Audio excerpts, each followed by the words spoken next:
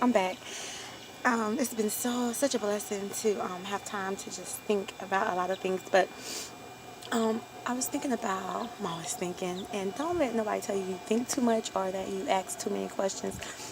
That's one of your purposes of being here, to love, most of all, because God is love, no matter what religion you're in, no matter, you know, what route you're on to seeking self.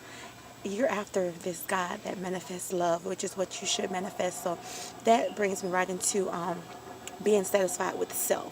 When you're satisfied with self, you respect others no matter their journey, as long as they're not hurting others. They're on a journey to find more love, to find out how really to love, what really is love. Let them be. It's not up to you to put your mouth on them. Be careful. Be careful putting your mouth on others. All of us have something to work on, and that's how you become satisfied with self. When you work on self, you can't solve Janine's problem or Shanika's problems or Chris's problems or anyone's problems by talking about them unless it's in a positive frequency, positive vibration. Be careful, guys. We got to understand this thing called, I don't even want to call it karma. It's just a universal law. You treat others how you want to be treated, and whatever you put out there is what comes back to you. Remember, what goes up must come down. If it's not even an if, it's a cycle of life. However, you're falling down maybe a bit more tough if you've put your mouth on people. And remember, we have to be careful. When you're working on you being satisfied, that means you're working on your children or your life or your circle or your family, your journey, your purpose, your job, your career being satisfied. Those things can fall apart when you're trying to break someone else. When you're seeking self-satisfaction, you don't have time. You don't even want to entertain someone else unless it's to help them. Don't put your mouth on people. And that's the part of being satisfied with self, because the more you're satisfied with self, the more you'll help someone else, because your heart and your mind is in a place where you can help them on a positive frequency and with love. So be self-satisfied. Don't be afraid to help someone else in love.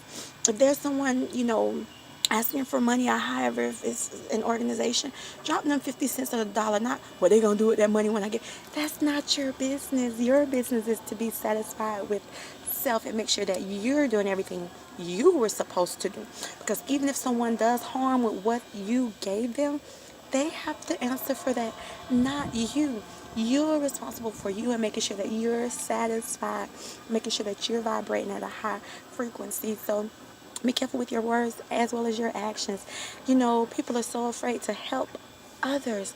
Why? Especially if it's the universal law, what you put out there is going to come back to you. So if you feel like, oh, if I do this for Janine, this is going to help her.